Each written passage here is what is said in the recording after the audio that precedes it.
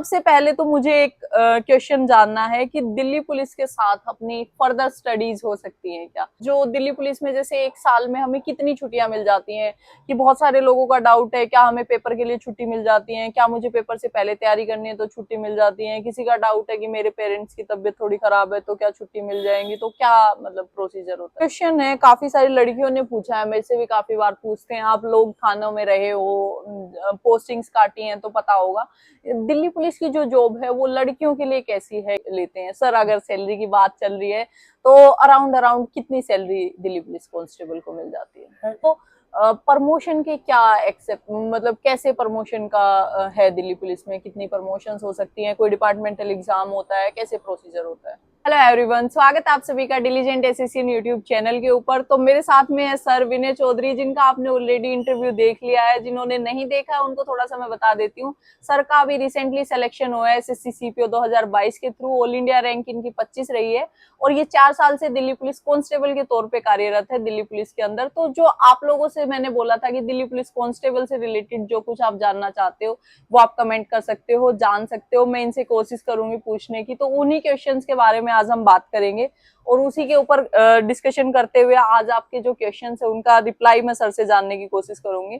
Sir, सबसे पहले तो मुझे एक क्वेश्चन जानना है कि दिल्ली पुलिस के साथ अपनी फर्दर स्टडीज हो सकती हैं क्या? मतलब आप दिल्ली पुलिस कांस्टेबल ज्वाइन करते हो, फिर कोई चाहता है सीपीओ में आना, सीजीएल में जाना, तो वो सारी चीजें पॉसिबल है क्या? नहीं मैम, बिल्कुल पॉसिबल है। मैं इसका एक एग्जांपल खुद हूँ। एग्जाम्पल हो। और मतलब कई हमारे कांस्टेबल से सर हैं, फिरोज सर जो हाँ नाम सुना होगा, एसीपी तक हाँ सेलेक्ट है। हाँ। एक 2010 बैच के थे, वो आईपीएस हुए थे, उनका नाम मैं भूल रहा हूँ। तो ऐसा कुछ नहीं है। और कई डिपार्टमेंटल वैकेंसीज आती हैं, सारे डिपार्टमेंटल वाले भी लगते हैं। और कितने लोग आपके पीएसआई से भी छोड़ के जाते हैं, मतलब इंस्पेक्टर, सीजीएल में इंस्पेक्टर तक हो जाता है।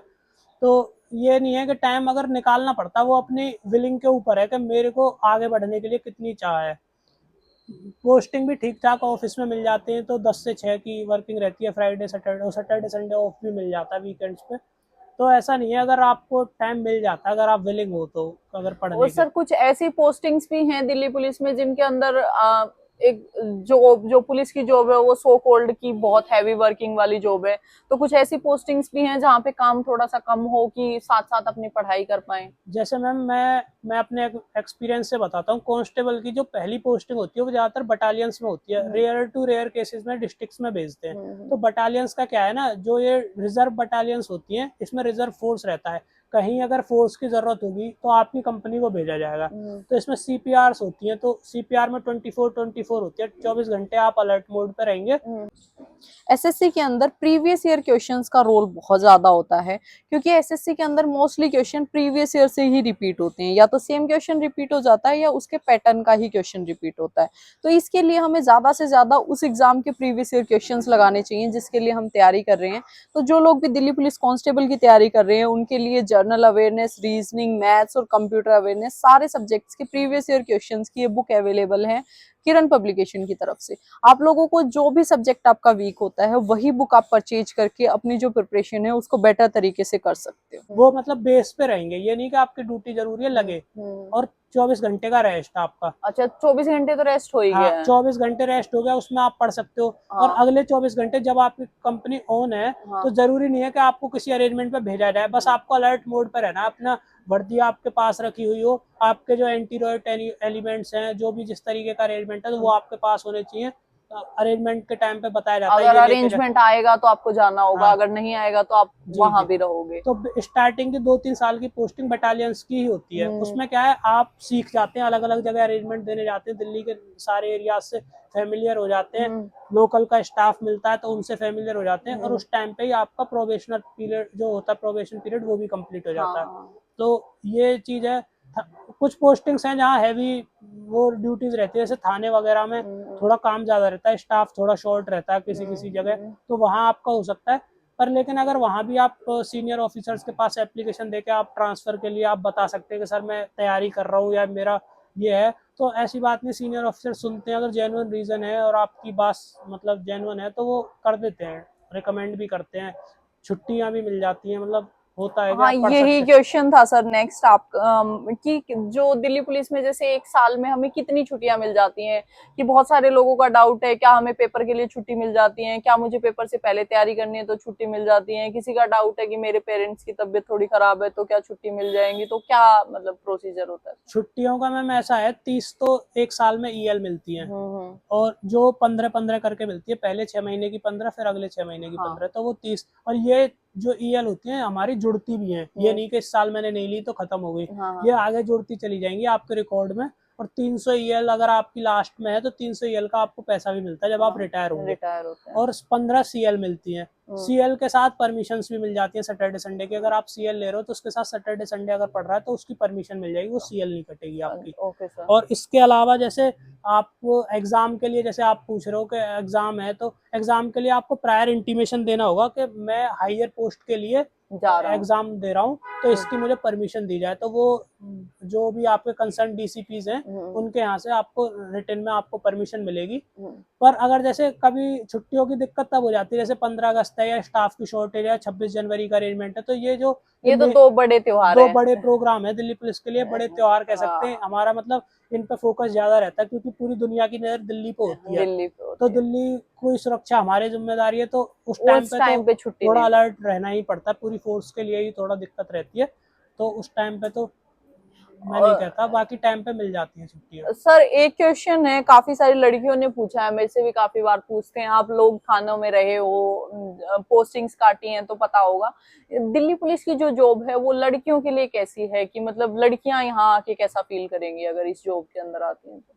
मेरे हिसाब से मैम लड़कियां, जैसे कई हमारे साथ भी हैं पोस्टेड हैं, तो वो एक इंस्पिरेशन है उन लड़कियों के लिए जो गांव में रह रही है, कि मतलब आप थोड़ी सी मेहनत करके फिजिकल आपका अच्छा है तो आप सेलेक्ट हो सकते हो, एक अच्छी सैलरी ले सकते हो, अपनी लाइफ अच्छे से एक बहुत अच्छे सिटी में दिल्ली में रहने का आपको मौका मिलेगा, आप अपनी फ्यूचर जनरेशन जो आपके बच्चे हैं उनके लिए एक फ्यूचर अच्छा डेवलप कर सकते हो, तो लड़कियों के लिए एक अच्छी अपॉर्चुनिटी है कि आप भाई दिल्ली में आके सेटल हो सकते और हो। फैमिली लाइफ वगैरह मैनेज हो जाती है, मतलब ड्यूटी आवर्स ऐसे नहीं है? ड्यूटी आवर्स मैम देखो 8 घंटे की ही ड्यूटी है ज्यादातर लड़कियों के लिए, रेयर केसेस में जैसे कोई इमरजेंसी है, कोई थाने के एरिया में कुछ वो हो गया, तो उस केसेस में आपको एक्स्ट्रा आवर्स में रुकना पड़ जाता है, या नाइट में कोई जैसे लेडीज को हम अरेस्ट कर रहे हैं या मतलब कुछ लेडीज रिलेटेड केस है तब आपको कॉल कर लिया जाएगा।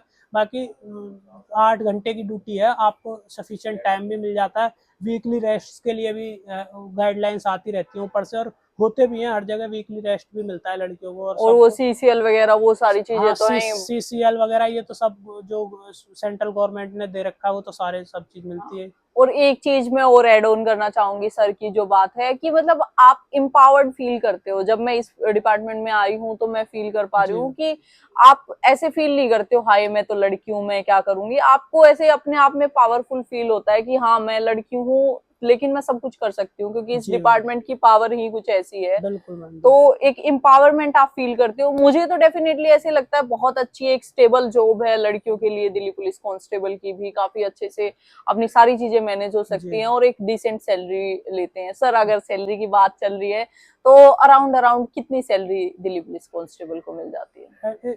इस टाइम पे तो मैम मेरी मतलब वैसे इन हैंड तो 46,800 समथिंग आ रही है, वैसे ओवरऑल अगर देखा जाए तो 48 समथिंग है, कुछ एनपीएस वगैरह में कट जाते हैं, तो मेरे को लगता 50,000 के हाँ अराउंड 50,000 का आराम से है, और मतलब आपका जो है भाई एक नॉर्मल फैमिली के लिए 50,000 मंथली बहुत ठीक है, अच्छी सैलरी है। अच्छी सैलरी आप अपना कर सकते हैं। सर इसके बाद में एक क्वेश्चन है, काफी सारे एस्पिरेंट्स ने पूछा है कि जो प्रमोशन के क्या एक्सेप्ट मतलब कैसे प्रमोशन का है दिल्ली पुलिस में, कितनी प्रमोशंस हो सकती हैं, कोई डिपार्टमेंटल एग्जाम होता है, कैसे प्रोसीजर होता है? दिल्ली पुलिस में प्रमोशन के लिए अगर आप एज अ कांस्टेबल अगर दिल्ली पुलिस में आते हैं तो एक तो जो है 5 साल के बाद आप B1 के एग्जाम के लिए एलिजिबल हो जाते हैं, जिससे आप हेड कांस्टेबल बनते हैं, ओके। तो वो तो B1 का एग्जाम दे के हेड कांस्टेबल बन सकते हैं। बाकी आप अगर आपकी बिलो 25 है तो सीपीओ तो जब तक आप ओपन से भी दे सकते हैं, उसके बाद 25 के बाद आपको मतलब अगर आपकी 3 साल की सर्विस हो गई है तो आप डिपार्टमेंटल भी सीपीओ एग्जाम दे सकते हैं, ओके। तो वो एक ऑप्शन हो गया। डिपार्टमेंटल जो देते हैं उसमें ट्रेनिंग का पीरियड भी काउंट होता है सर? हाँ जी बिल्कुल। दिल्ली पुलिस में जैसे आप जिस दिन से एनलिस्ट हो गए, एनलिस्ट मतलब ट्रेनिंग में जिस दिन से आपने ट्रेनिंग सेंटर में अपनी आमद करा आमद ली, करा ली है। तो उस दिन से आपको वो पीरियड भी काउंट होगा। वो तो 3 साल आपका टोटल अगर हुआ, हाँ प्रोबेशन कंप्लीट होते ही आप जो हाँ सीपीओ का एग्जाम है वो दे सकते हो। जी जी ओके, तो मतलब आपका जो B1 का एग्जाम है और सीपीओ वाला एग्जाम है, हाँ, 2 एग्जाम्स के थ्रू जी आपके जी प्रमोशन हो जाते हैं। जी सर एक कुछ बच्चों ने पूछा है कि मतलब एक स्टीरियोटाइप सा है कि कांस्टेबल की वैल्यू नहीं होती है डिपार्टमेंट में, या मतलब बहुत अच्छी एक इमेज नहीं है, तो उसके ऊपर आपका क्या है कि मतलब एज ए कांस्टेबल जब आप काम कर रहे हो तो आपको क्या फील हो रहा है, क्या वैल्यू है डिपार्टमेंट के अंदर, या मतलब क्या आप डिपार्टमेंट के लिए कर सकते हो, कैसी आपकी इमेज है वहां पे? मैम मेरा मानना है ना, कांस्टेबल ना बेसिक पार्ट है इस दिल्ली पुलिस का, और ये सीनियर ऑफिसर्स भी कहते हैं, क्योंकि एक कांस्टेबल ही होता है जिसको अपने एरिया की नॉलेज होती है। भाई आपको एक फिक्स एरिया बता दिया, आप बीट ऑफिसर हैं, आपकी ही जिम्मेदारी है आपकी बीट में कौन रह रहा है, कौन नया बंदा आया, कौन वो। तो कांस्टेबल एक बेसिक पार्ट है। और ऐसा जैसे आपने बताया कि इज्जत होती है कि नहीं, इज्जत काम की होती है भाई। मेरे मानना ये है कि अगर आप काम करोगे तो इज्जत होगी, और पब्लिक भी रेस्पेक्ट करती है। आपका व्यवहार पब्लिक के प्रति कैसा है, आपके सीनियर ऑफिसर्स के प्रति कैसा है, तो इज्जत तो अगर बिल्कुल होती है अगर आप एक पोस्ट पे सिलेक्टेड हो। और दिल्ली पुलिस में तो कांस्टेबल्स को भी ऑफिसर्स कहा जाता है। हमारे तो हाँ जब हमारा फॉर्म भी भरा जाता है, ट्रेनिंग में एंट्री करे जाते, तो हमें रिक्रूट ऑफिसर बोला जाता है। हाँ, रिक्रूट ऑफिसर, हाँ कांस्टेबल से हाँ ऑफिसर बोला ऑफिसर बोला जाता है। तो एक ऑफिसर हो आप अपने हाँ, आप में, और दिल से फील होना चाहिए आपको कि हाँ मैं ऑफिसर हूँ, तो इज्जत तो ऑब्वियसली अपने है आप ही। हो जाती है। जी। और सर एक क्वेश्चन है, किसी पता नहीं क्यों पूछा है ये किसी ने, कि पिस्टल कैसे इशू होती है, कि मतलब कांस्टेबल को हो जाती है, सब इंस्पेक्टर को होती है, किसको होती है, क्या प्रोसीजर होता है? नहीं, पिस्टल आप कांस्टेबल हैं, सब इंस्पेक्टर हैं, हेड कांस्टेबल हैं, एएसआई हैं, कोई भी तो इशू करा सकते हैं। वो नेचर ऑफ ड्यूटी पे डिपेंड करता है। हर थाने में माल खाना होता है, बटालियंस में कोत होती है, और मतलब हर डिस्ट्रिक्ट यूनिट का मतलब फिक्स, जैसे कहीं प्लेस ऑफ पोस्टिंग का बता रखा है आपको वेपन, वहां से इशू कराना। आप माल खाने में जाके, माल खाना मुंशी होता है, उसके पास अपना नंबर, नाम नंबर लिखा के, पिस्टल प्लस राउंड बता के कि इतने मेरे को वो देते हैं, तो आपको इशू हो जाती है। आप बताएंगे मेरी वहाँ ड्यूटी है, मेरे को नाइट पेट्रोलिंग में हूँ, या मैं किसी रेड पे जा रहा हूँ, या मैं फलाने सीनियर अफसर के साथ लगा हुआ हूँ, तो आप अपनी नेचर ऑफ ड्यूटी बता के अपनी पिस्टल इशू करा सकते हैं। कोई ऐसा बड़ा इशू नहीं है उसमें। हो जाती है जी। आराम से। और बाकी मतलब ऑल ओवर अगर आप एक जो दिल्ली पुलिस कांस्टेबल के लिए अभी आप लोग आपको देख रहे हैं, क्योंकि बहुत सारे एस्पिरेंट मेरे चैनल के ऊपर दिल्ली पुलिस कांस्टेबल के भी जुड़े हुए हैं, तो उनको क्या एक मैसेज देना चाहोगे कि मतलब कैसे उनको अपनी तैयारी करनी चाहिए, क्या इस जॉब के अंदर आने के बाद उनको मिलने वाला है? जॉब के अंदर आने के बाद वाली बात है, तो भाई आपको एक सोसाइटी में रेस्पेक्ट मिलेगी। एक देखो सैलरी तो जब आप जॉब करोगे तो मिलेगी, पर जो एक्स्ट्रा पर्क्स हैं आपको, देखो क्या कहते हैं, फैमिली की जो हेल्थ के इश्यूज हैं, जैसे सीजीएचएस कार्ड की फैसिलिटी मिल जाती है। आपकी फैमिली की हेल्थ सिक्योर है भाई, के कुछ हो जाए, क्योंकि आजकल देख ही रहे हैं कितनी बीमारी वगैरह चल रही है, तो एक आपकी फैमिली की भी सिक्योरिटी हो जाती है।